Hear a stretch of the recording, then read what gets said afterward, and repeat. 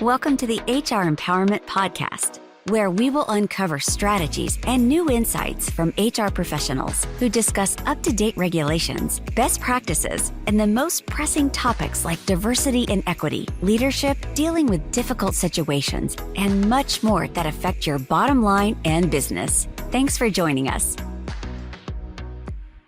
Hi, everybody. Wendy Sellers here, the HR lady. Welcome back to our podcast series. Today, or this week, I should say, we're going to talk about the Great Resignation and how it's not new. It really isn't. It's a complete myth that the Great Resignation is new.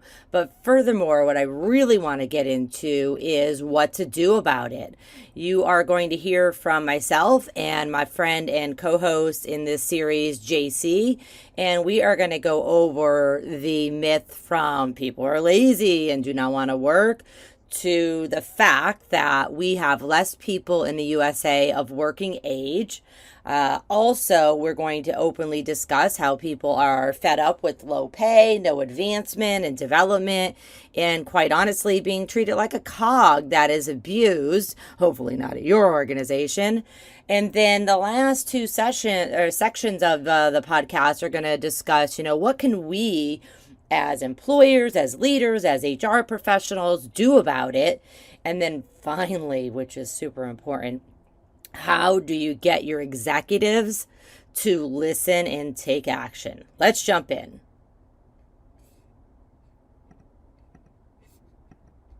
In order to create, ultimately at the end of the day, in order to create a harmonious work environment where everyone feels included and valued, managers who are culturally competent focus on building a diverse and inclusive culture within their organizations. It's very important to establish that culture early on. If you didn't get a chance to do it in the interview, you have a chance to do it every day that you're on the job. It's just a matter of taking that right stance to do so. Now, as a leader, you may ask yourself, where do I start? How do I get my executives to listen and take action at the end of the day? It's going to cost us too much money to train everybody. It's going to cost us too much time to reinforce some of these values and try to move that needle from A to B within the culture and the organization. Wendy, what do you say to that? How do I start? Where do I start? Where does the journey begin? Yeah, it's a tough one. It really is, because every organization is different, and every executive team and decision maker is different. And so you gotta figure out with whoever the decision makers are, what appeals to them. Let's face it, it's usually the bottom line, but it's not always. I don't want to go and say, every executive only cares about the bottom line. A smart executive knows that the bottom line is affected by employees, and therefore we have to care about employees. But sometimes you have to lead them there. How about you start with getting feedback from employees that are leaving? And I don't even mean just the ones that are resigning voluntarily, also the ones that are being terminated, maybe because of poor performance, poor behavior, whatever it might be. You still should ask them, how did you feel here? Obviously you were removed from the organization, or you're being removed from the organization. How could we have supported you better? And then listen. Not all your employees who are being terminated are actually going to want to tell you the truth. And then not all your employees who quit are going to want to tell you the truth, because they don't want to burn bridges. And that is, I don't blame some of them, depending on the company that they're working for, Yeah. But it's all about how you ask the questions. But, we really have to find out, why are people leaving? And then what can we do to fix that? If it's compensation, then we need to do a compensation survey. We need to make sure we do a compensation analysis. And in order to do a compensation analysis, you have to actually have job descriptions that are current and are not from 1990. And so, it depends on what you have. You may start unraveling things. So when clients come to me and ask me what you're asking me, I first start saying, okay, what do you have in place? Do you have job descriptions? Let me see them. Are they really job descriptions? Are they outdated? Are they true job descriptions that we're going to use for interviewing people? And then we're going to use to hold people accountable throughout their career here. And then with those job descriptions, I see this all too much too, is people say, I want them to have 6 years of experience of this skill that just came out 4 months ago. Or of this technology that was just developed. Right. And we have these pie in the sky ideas that ideally we want this person to have this much experience and speak this language and this language too, and be able to do this, that, and the other thing. And then I come in and say, okay, ideally that's fabulous. But how about realistically, knowing that everybody else, all our competitors are looking for the same exact person. So let's be realistic and say, ideally 5 years, realistically 2 years, we'll do the training on the rest. You were going to say started something? to touch on something absolutely amazing. Now, ladies and gentlemen, the basic premise there, honing in on the job descriptions, honing in on your core business a little bit, being realistic with the information that you're putting out there. Let's take that one step further. Let's hit that gas and just go one step further to a place Wendy doesn't even know I'm ready to go to. But here it comes, Wendy. Former U.S. President Woodrow Wilson once said, if you want to make enemies, try to change something. And Wilson's statement is probably true for anyone who's worked in business process improvement at any point in their career. It's not easy to bring about change in a company, and you have to actually work against long-established habits and behaviors. And this actually involves people, and a majority of people will accept a change if they understand the problem and why they can't keep doing the things the way that they've always done them. Let me repeat that one last part here, because it's so critically important. A majority of people will accept change if they understand the problem and why they can't keep doing things the way that they've always done them. If you take that and you think about what Wendy was saying a little while ago, bringing the executives up, improving the emotional intelligence, bringing the business to a different layer and level, understanding the basic infrastructure of your existing business process so that you can pinpoint what that improvement is and then pivot that entire thing. Stay strategically aligned between human resources and that C-suite and get that leadership path heading down a brand new avenue and just get that buy-in across the board. Effective and proper communication, and let everyone know and understand what that problem is and why you can't keep doing it the way you've always done it. Yeah, exactly. Sorry, thank you so much for bringing I went that down up. a rabbit hole there. No, it's perfect. It actually wraps in what I was talking about before about what, based on these surveys, what employees want their managers to give them more of. And it's communication, development, and motivation. So communicate with me why the change is necessary. Make me understand at my level, then train and develop me so that I can affect that change and I can get that new skill or implement that new skill you want me to have, and then motivate me. Why do I want to change what I'm doing on a day-to-day basis? And the motivation shouldn't be because it's your job or because if you don't do it, we'll replace you. It should really be, hey, we're all in this together and we all have to do a little bit of things that we might necessarily not agree with, but based on all of our information and our surveys and our conversations and not just one person laying down the hammer, this is what we agree on as a team and we would like you to be part of it. So that's the motivation part too. It's so important. I actually was looking up something while you were talking before, and this is called it's the ASA model. It's called attraction, selection, attrition, and it's interesting because it was proposed by U.S. organizational psychologist Benjamin Schneider in 1938.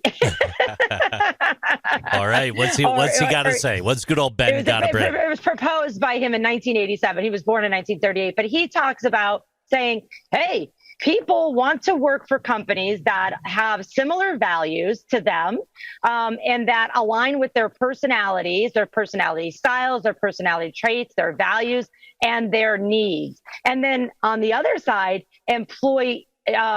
organization usually employs people with the attributes that fit their culture.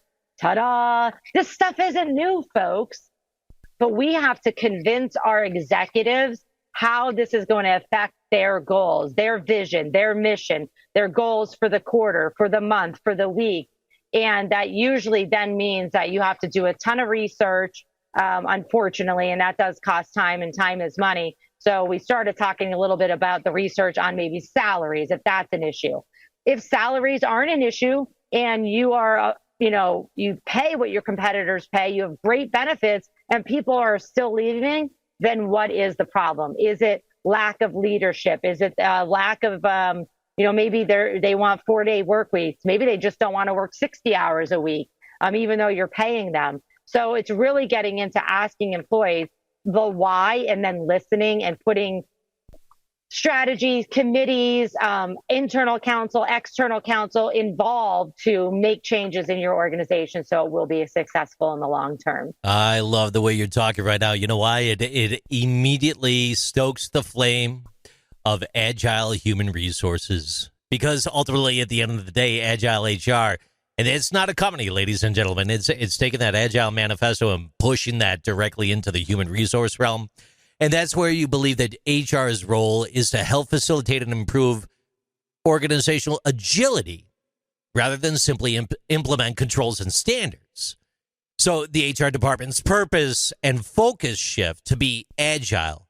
One must very simply implement programs that foster flexibility, creativity, teamwork, and also speed. Now, traditional HR practices are based on a strict hierarchy. And those structures and strict rules are standards that do not move. However, a more collaborative, iterative, and flexible approach to human resource management is promoted through Agile in HR. So companies and their leaders can create programs and initiatives that empower and engage their employees using Agile methodologies. And if you get that buy-in throughout your organization, if this is something that you're thinking about implementing or moving towards doing, or maybe even a portion of your business currently does this, maybe in a different area. If you lift that and bring that over to the executive ranks, and you start to instill something that's more collaborative, iterative, flexible in the executive ranks, you might more easily be able to get some of that executive buy-in and to get them listening and taking action in ways that maybe you haven't seen before. I don't know. Anyone not familiar with it, just Google it real quick. Agile in Human Resources. There's a whole plethora of stuff out there. If you are taking a course on that today and you accidentally found us through there, well, kudos to you. Chime in on the podcast. Let us know. Love to hear from you as well. Wendy, back to you. Yeah, there's thanks for bringing up that Agile. I was on a big initiative last year talking about Agile HR. And it's interesting. I'm looking at an article right now from 2018 from Harvard Business Review about HR goes agile, and agile isn't just for tech anymore. So folks, a lot of the stuff that we're talking about, including the resignation, the great resignation, turnover, all of this, none of this is new. It's just that I think we as businesses are, lack of better word, desperate right now. We're desperate for staff. We're desperate for talent, not just staff, for talent. And we're desperate for people to want to stay. And the interesting thing is we're blaming the wrong people. We're blaming the employees when we really should be looking at the business model and the business plan and saying, okay, we need to, speak to our employees where they're at. We need to ask them what they want, and then we need to see if we can give it to them. And it's okay if you can't. Maybe those employees aren't supposed to be on your team. But if most of your employees want something, and I don't mean just, I want more money just because I want more money, or, they're not spoiled. But how many organizations don't even have any kind of benefits? They don't have any kind of time off or a formal time off procedure. They don't have any kind of rules. So it just, because many small businesses don't. So people just kind of run amok on their own. And then managers are left hanging holding that bag going, I don't know what to do. You didn't give me any guidance. And so I'm winging it as well. So kind of like looping this all together, because I think we're up on time shortly here, is, the Great Resignation.